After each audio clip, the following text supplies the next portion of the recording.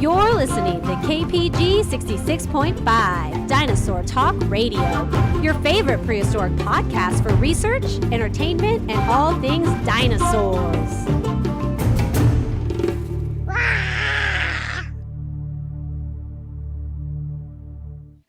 Welcome all my dinosaur fans, my prehistoric enthusiasts, anybody and everybody that loves dinosaurs. I'm your host, Dinosaur Ranger Anthony, and I want to welcome you to KPG 66.5 Dinosaur Talk Radio. Today is Friday, December 5th, you guys, 2025. This is the 5th episode of KPG 66.5 Dinosaur Talk Radio, so we're full of fives today. No 6-7s up in here quite yet, even though it is 6-7 weekend.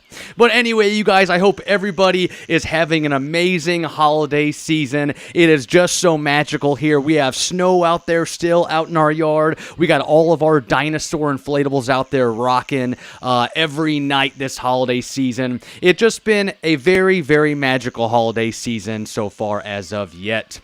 We've been doing tons of Christmas shopping. We got all of our extended family done except for one more gift. Then we got to get our kids' gifts done for the holiday season, and it's just going to be extremely magical. My wife had her winter program yesterday. She's a music teacher for a local elementary school, so I was there yesterday supporting her, and my youngest one, Junior Ranger Reagan, who was with me last week, she's in school today. Last week was Black Friday, the Thanksgiving holiday.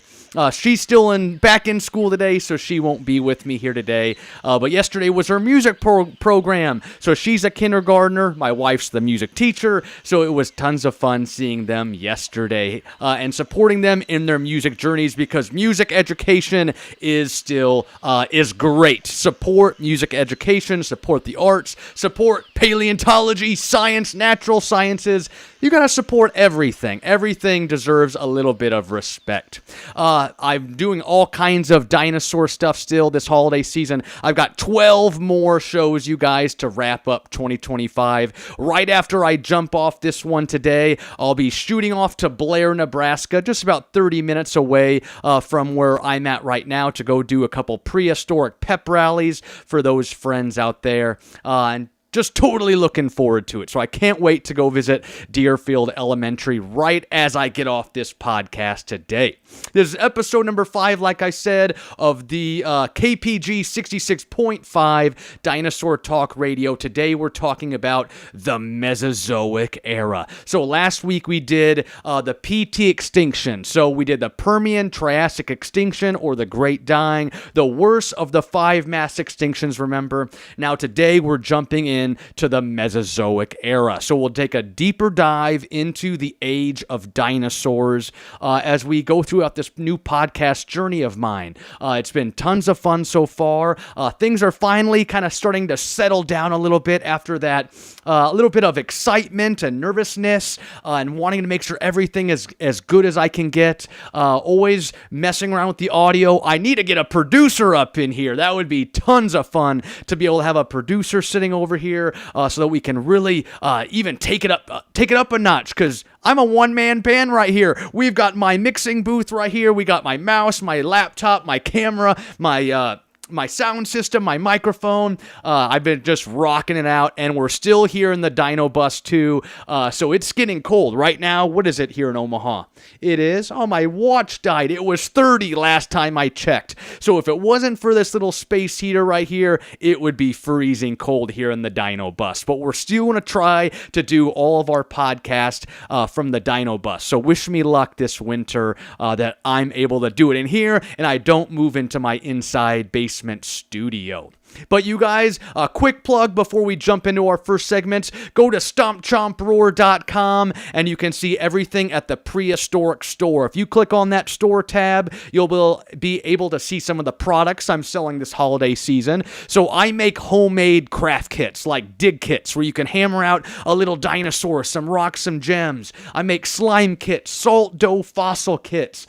I got my pet rock, volcano rock, where you can do your very own volcano experiment. So I make those little kits here at Christmas time, and if you want to go check some of them out, you could go to my website, stompchomproar.com, click on the store tab, and you'll see some of the homemade kits I make for the holiday season, even some official Stomp Chomp Roar t-shirts as well. Today I'm rocking my Santa Claus Christmas sweater. It is just...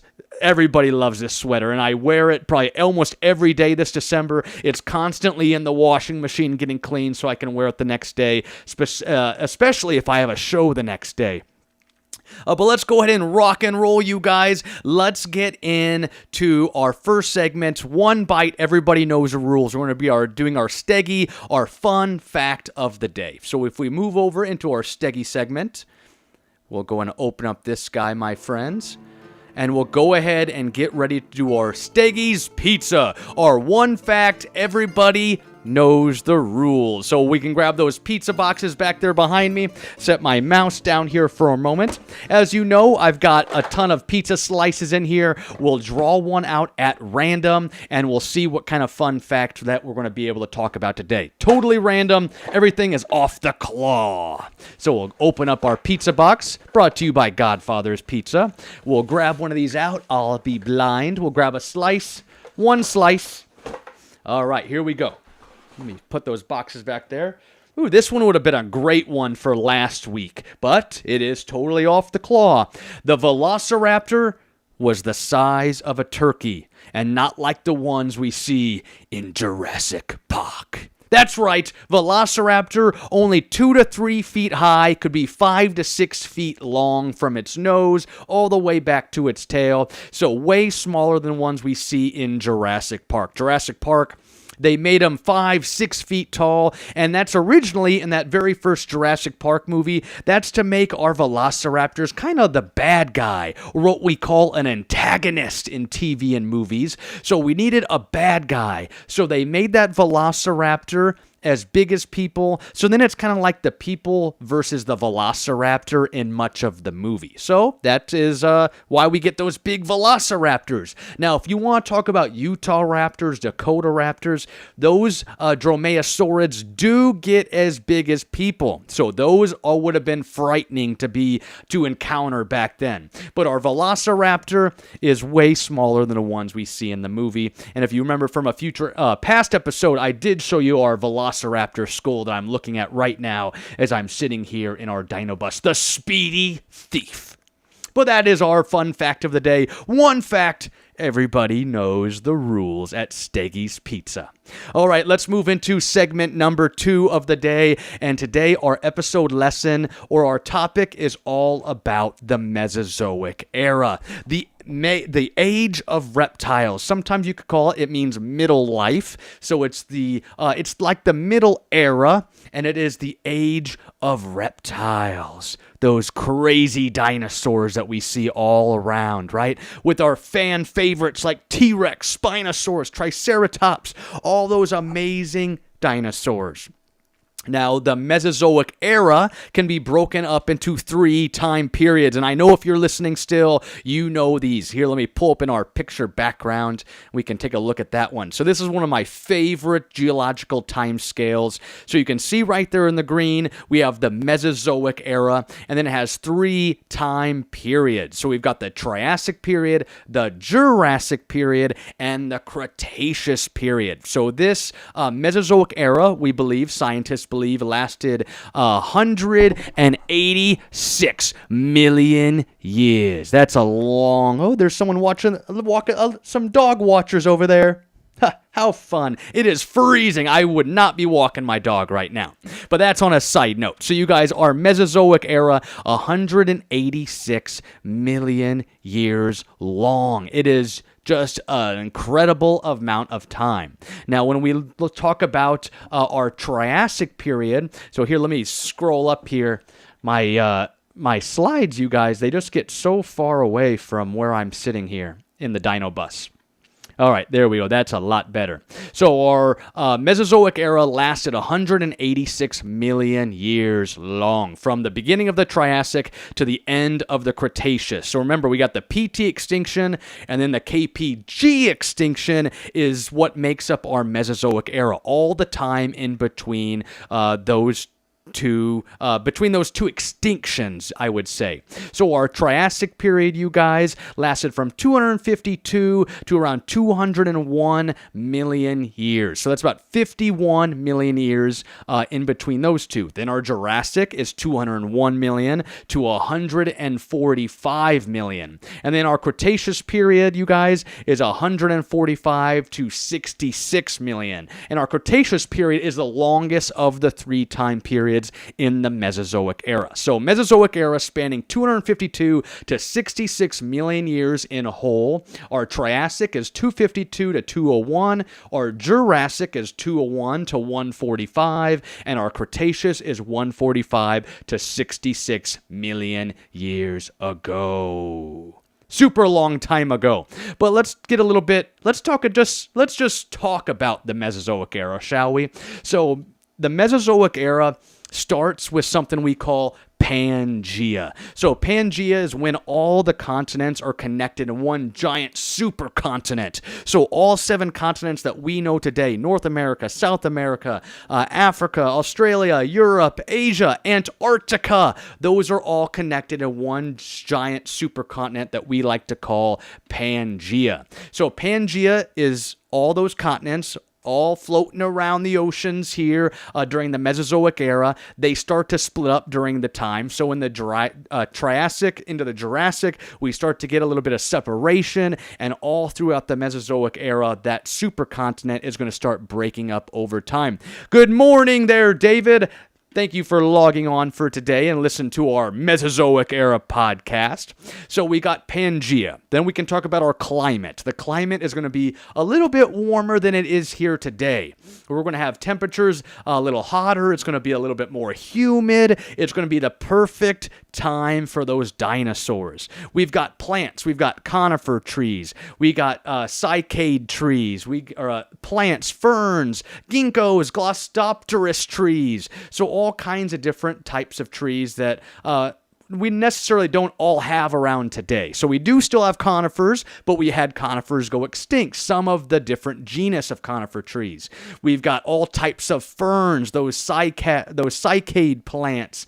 Then we had our ginkgos with those more of kind of like a fan-shaped leaf. And then those glossopteris trees, those have somewhat of a tongue-shaped leaf. So all kinds of cool-looking prehistoric vegetation. Now, sometimes I like to mention in Jurassic Park, other dinosaur movies, TV shows, it makes it look like the dinosaurs all running around like this rainforest. And there would have been some tropical regions, but we also had a lot of just conifer forests. So think of more forest life for the dinosaurs rather than just a bunch of jungles like rainforest, like the movies sometimes depict. So more forest. We got marine life. We got the mosasaurs, the ichthyosaurs, plesiosaurs. Those are controlling the waterways. Those are some of the apex predators of the water. Then you think about dinosaurs like T-Rex, Triceratops, Parasaurolophus, Pachycephalosaurus, Brachiosaurus, just all kinds of dinosaurs throughout this time. Now, remember, the Mesozoic era is spanning 186 million years. So not one dinosaur goes from the Triassic all the way to the KPG extinction. So, for instance, Stegosaurus. Sometimes we see it fighting the T-Rex. Well, Stegosaurus lived in the Jurassic period. T-Rex lived in the late Cretaceous period. There is less time between the T-Rex and my iPhone right here than the T-Rex to the Stegosaurus.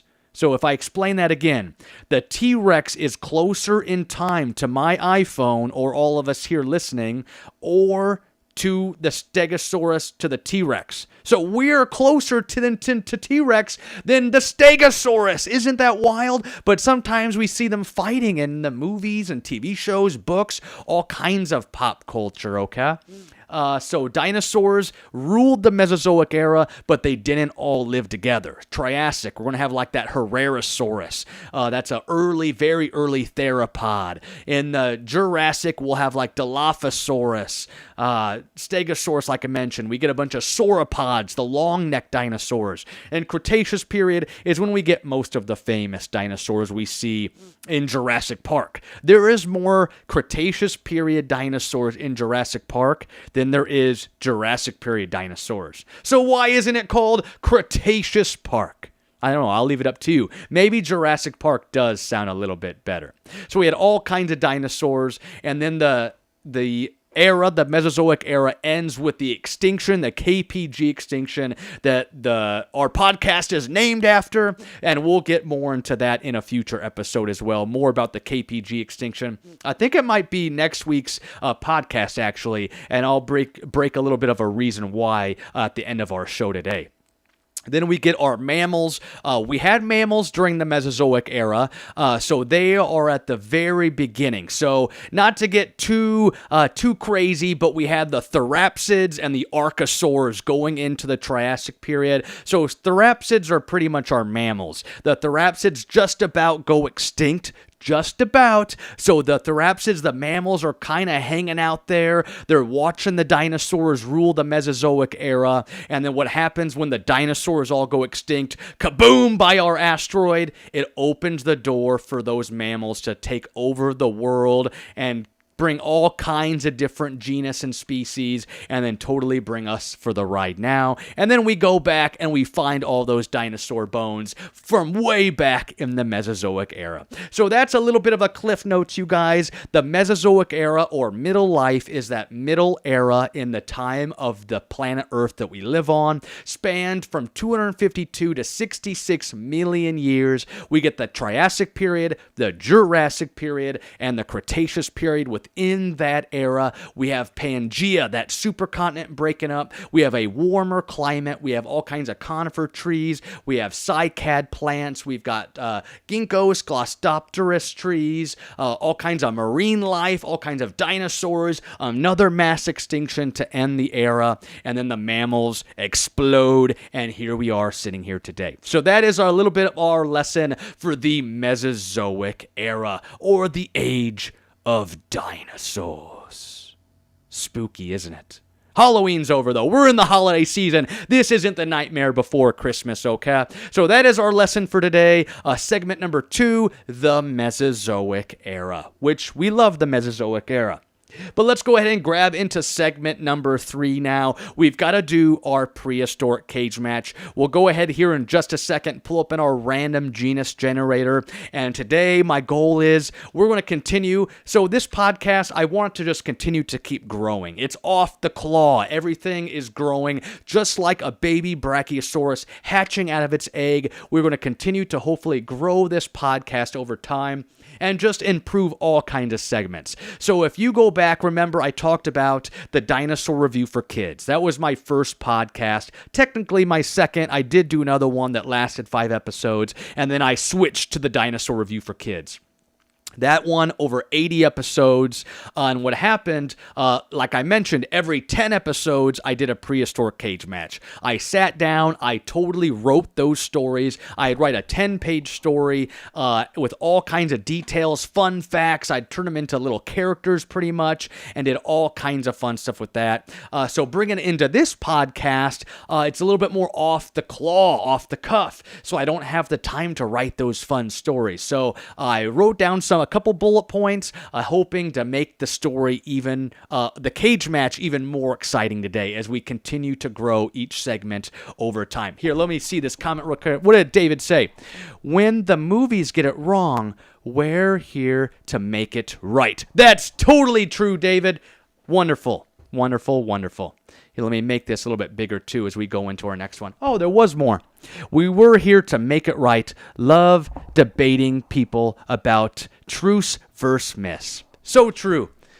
I got my YouTube chat here. I'm trying to work on one screen. I need to invest in a new laptop in 2026.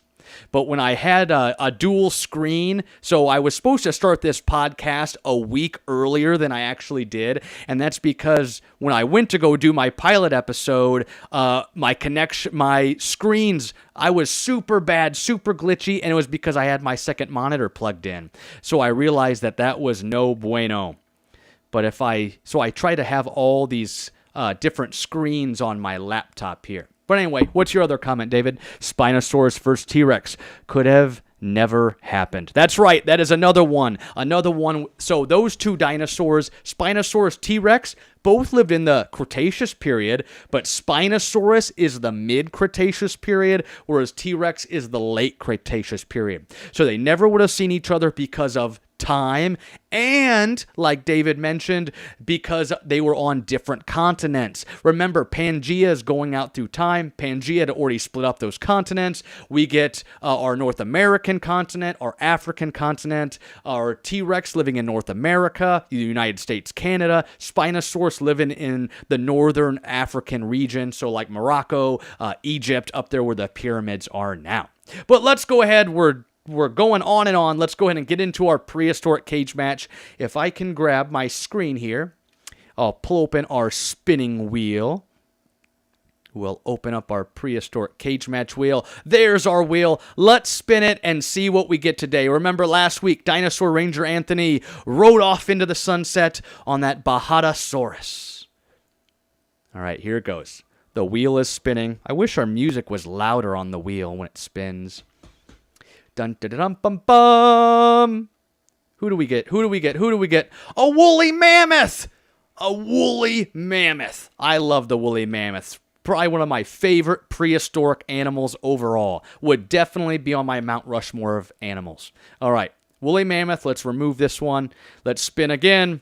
Who will the woolly mammoth face today on our 5th prehistoric cage match? Dun, dun, dun, dun, dun, dun, dun, dun. The Scorpius Rex. All right, let's remove this one, okay? We'll remove the Scorpius Rex. We'll go ahead and head over into our prehistoric cage match. We are here today, folks, to do our 5th prehistoric cage match. We are talking today about the woolly mammoth and the Scorpius Rex. So we'll grab our little cheat sheet, our dinosaur Bible right here.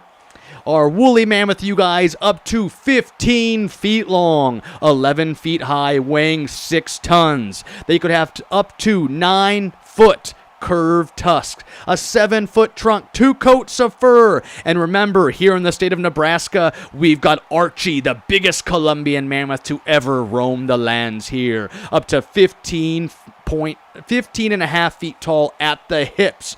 Then we move over to a hybrid dinosaur. This one, we've got our Scorpius Rex. The Scorpius Rex is up to 26 feet long, 11 feet high, and we're not really sure how much this one weighed. So our Scorpius Rex does have a bigger length than our woolly mammoth, but they're both around the same foot high. This one is a hybrid dinosaur. Our Scorpius Rex, it's a combination of a T-Rex, a velociraptor, some frogs, some fish, some crocodiles. Remember, it has those spines, those spiny things on it from our Jurassic Park, our Camp Cretaceous. Let's see. Let me open up this real quick. So we got woolly mammoth versus... Oh, no. David, do we really have to start talking about the Scorpius Rex already? You know I love the woolly mammoth. So we're going to say it's Archie the woolly mammoth. It only makes sense that we name it Archie. I was going to name one Alfred today, but Archie has to be for our woolly mammoth, right? And then what should we name our Scorpius Rex? David, do you have a name for Scorpius Rex? What would be a good Scorpius Rex's name? It has to be something fierce, something very scary, ready to devour any kind of dinosaur that comes along its way. Woolly mammoth, Scorpius Rex, about the same height, but Scorpius Rex is a little bit longer. So let's go ahead and set our stage. We are in a Mesozoic Era forest. We've got conifer trees, maybe let's just say they're decorated for the holiday season. We got our Scorpius Rex there with all of its spines on the back of its tail. It's got that real mean looking head. You want to name it the David Rex? The Scorpius Rex? We're going to name it after David. David, the David Scorpius Rex of Doom. I like it. All right, we got David, the Scorpius Rex. No, see, David, then I'm going to feel bad if the woolly mammoth wins. I'm going to feel bad. So we got to pick something totally off the claw, off the cloth. What's just the craziest name? Let's see. What about Billy Bob? Even though Billy Bob is my Dimetrodon. Billy Bob versus Archie?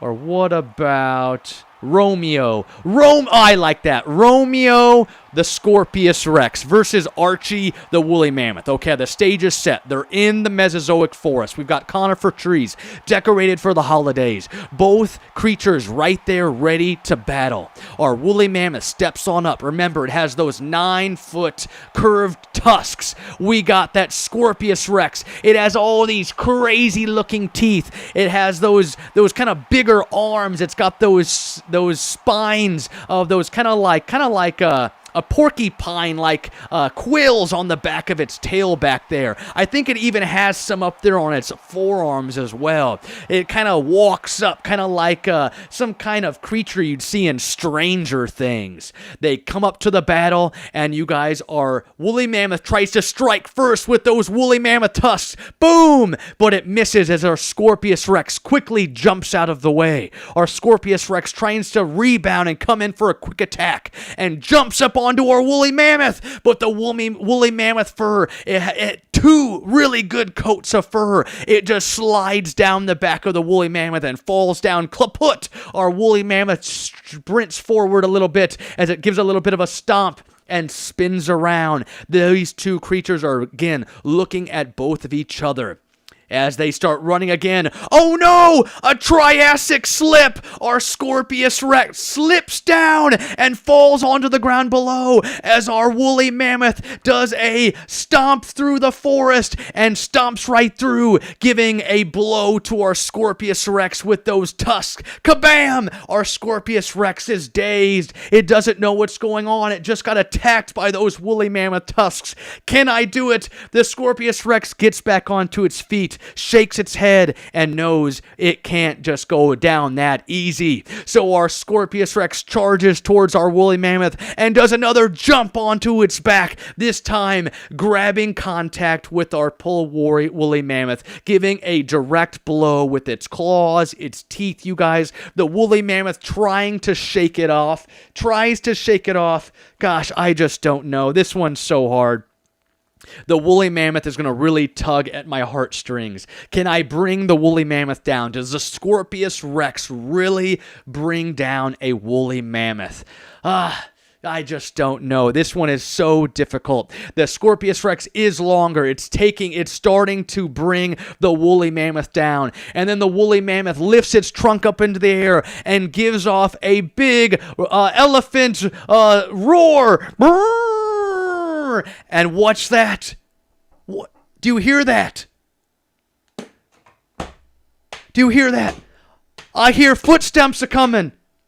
It's the herd! The woolly mammoth herd is here! They're here to help the woolly mammoth! It's another herd! Yes! The woolly mammoth herd comes in, and the Scorpius Rex gets frightened, jumps right down, and oh no, the herd, it's just like that stomp in the Jungle Book, the elephant stomp. They go and they stomp down and stomp the Scorpius Rex into the Mesozoic forest, into the forest, into the dirt. Oh, where is our Romeo? Where is Romeo? Romeo, the Scorpius Rex, is in the dirt and now will become a fossil because the woolly mammoths are winning this one. The woolly mammoth will be our fifth winner of our prehistoric cage match. So let's go ahead and grab our PCM, our victory. The victory goes to the woolly mammoth. I'm sorry, David. I had to do it. It had to be done. The state fossil of Nebraska where I live is the woolly mammoth. How could I go against the woolly mammoth? The Moral Hall, they would not be very happy. Especially, can you see it up here? You probably can't. Nope, you can't see it. It barely gets cut off. One of my Dino Bus sponsors is Morrill Hall here in Nebraska, our Natural History Museum down there off the University of Nebraska in Lincoln. I couldn't go against the woolly mammoth. Archie totally wins and beats the Scorpius Rex. There you have it. That is our 5th prehistoric cage match. All right, let's go into our final thoughts for today. Let's go ahead and show our claws. Thank you all my dinosaur fans for joining me on episode number 5 of KPG 66.5 Dinosaur Talk Radio on December 5th, 2025. We had all kinds of 5s here today, but today I have 12 more dinosaur shows. So I'm heading to Deerfield Elementary in Blair, Nebraska. Here, I have to leave here in 25. My watch isn't working, remember? Let's see, I got 25 minutes till I have to be out the door in my Jurassic Jeep, drive up there to Blair, Nebraska to do 2 prehistoric pep rallies for all those kids out there, hopefully ready to rock all kinds of dinosaurs. Now, some good news, you guys, that I wanted to share before we go today as we're doing our show our claw segment. Final thoughts, thank yous. Last weekend, you guys, I beat sales year over year, and it was just an amazing feeling. So this is my 4th year as a full-time paleontology educator. Each year, I have beat the last. And let me tell you, this year, I was $6,200, so pretty much $6,000 down from last year. So I thought this was going to be the first year where my business kind of takes a step back. Like, okay, we've been growing 3 years in a row. Year number 4 is going to take a tiny step back, just a tiny one. And then next year we'll be able to rock and roll again and just beat it again. Well, since the last week of October, almost every weekday, I've been putting in at least 1 hour of marketing where I've been reaching out to schools and daycares and libraries, just trying to drive up more business because during the holidays, everybody loves to see Santa Claus and likes to have music programs and do cookie days and gingerbread building, where that's where I was this morning. Me and my dad went and built a gingerbread house with Reagan at her school, and everybody's in the festive holiday spirit. So dinosaurs totally get a back seat during the holidays. Well, what I did, you guys, I sat down and I knew I couldn't end the year this way. And last weekend, I officially passed last year. So now, 4 years in a row, Stomp Chomp Roar has got bigger and better and beat the last year in sales. And it's just an amazing feeling. Do what you love. If there's something you love to do out there, I can be the role model. You know, I went to school for broadcasting, wanted to do TV and radio. I got into marketing, started talking about dinosaurs again from when I was a kid. And I didn't want to live and work in the cubicle and be sitting there at a computer all day working for another guy, you know. So I jumped, and I'm in my 4th year, and I've got bigger and better ever since. And year 5 is already going to be great because the Nebraska library system, their summer reading program for next year, is dinosaur themed.